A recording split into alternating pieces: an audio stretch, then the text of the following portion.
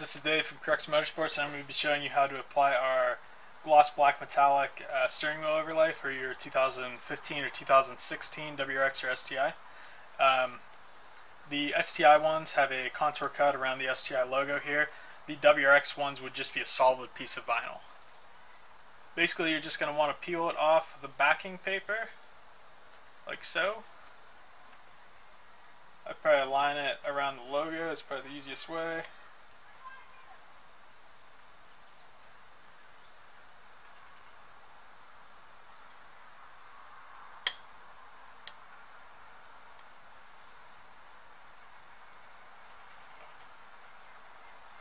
Once you have it aligned around the logo, just simply push down the rest of the material.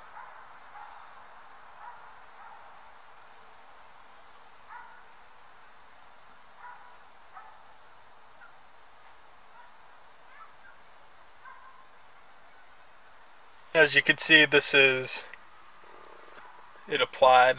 Just a little bit closer up view.